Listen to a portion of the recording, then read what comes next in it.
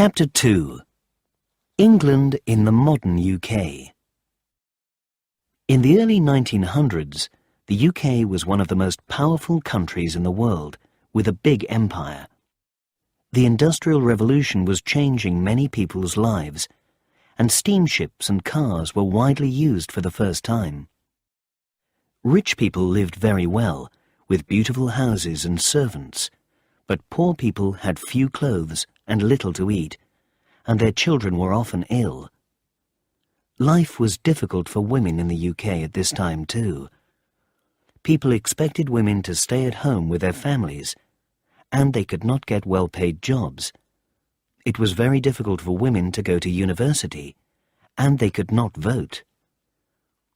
In 1903, a group of women called the Suffragettes, led by Emmeline Pankhurst, organised meetings and marches, asking for Parliament to give women the vote. In 1914, the UK and its allies France and Russia went to war with Germany and Austria-Hungary. Many young men chose to fight.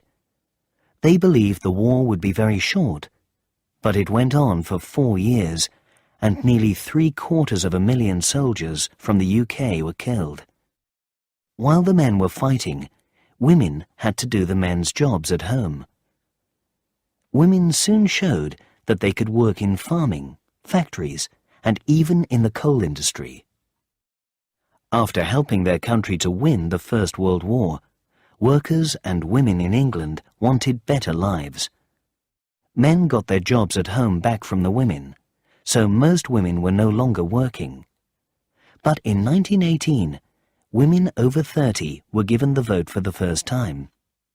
From 1929, women, like men, could vote from the age of 21. A new political party for working people, the Labour Party, became important in politics at this time, and in 1926, 500,000 workers went on strike to fight against low pay and long working hours.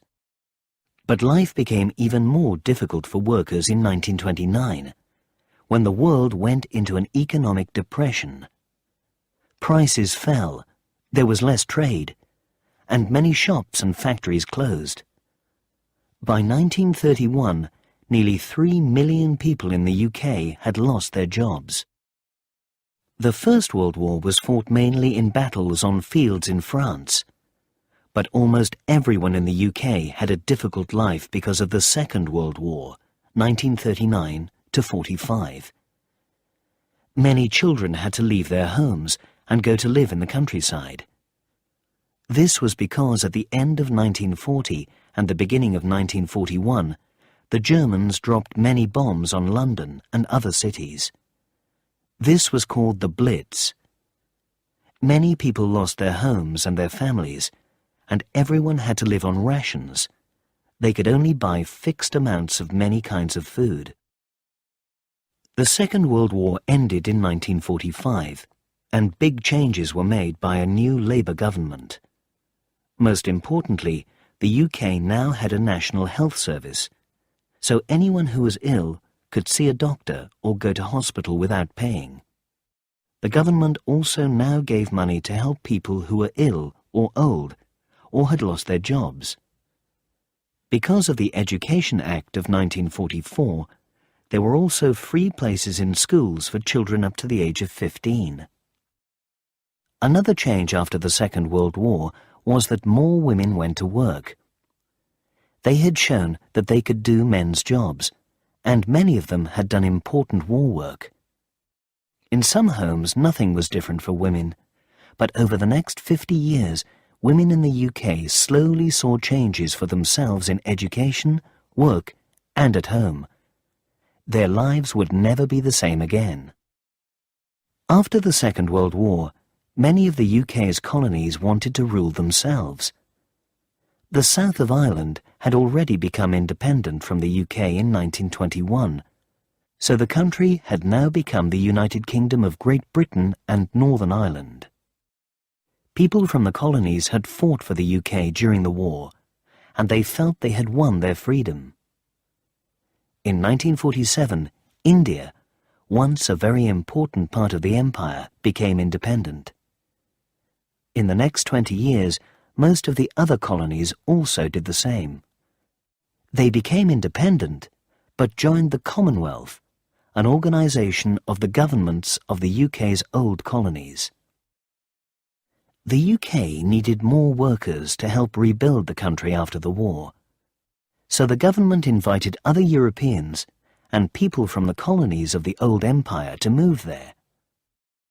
Hoping to find good new jobs, many people came, mainly from Europe, India, Pakistan, and the West Indies. In 1945, there were only a few thousand non-white people in the UK, but by 1970, there were 1.4 million.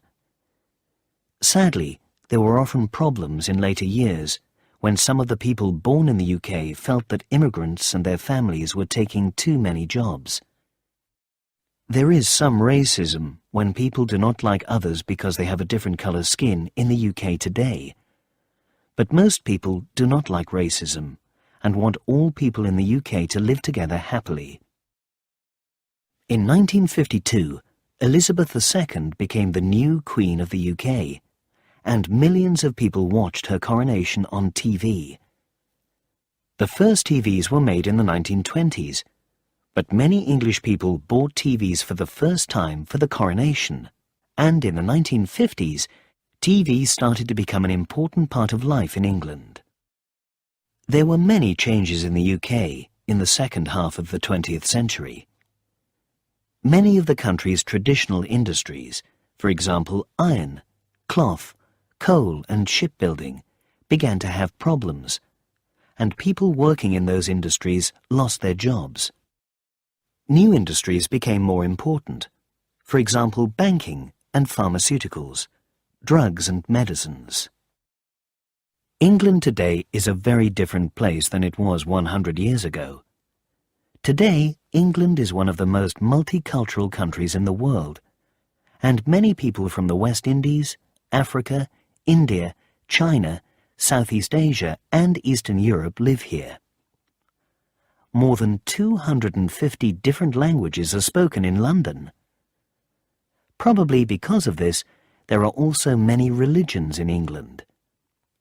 England is a Christian country, but different religions are freely followed, and there are many Hindu, Jewish, Muslim, Sikh, and Buddhist people here. Society has changed in England too. 100 years ago, most people married in their early 20s or younger and then had children, but today many more people live alone, and most do not get married or have children until they are in their 30s or older. England's place in the world, as part of the UK, is also very different. The UK does not have an empire now, but it is an important country in Europe and became a member of the European Union, then called the EEC, in 1973. The UK works very closely with the United States of America, USA, and it also continues to be a member of the Commonwealth, together with 52 other countries from around the world. Members of the Commonwealth meet every 2 years to decide how they can best work together.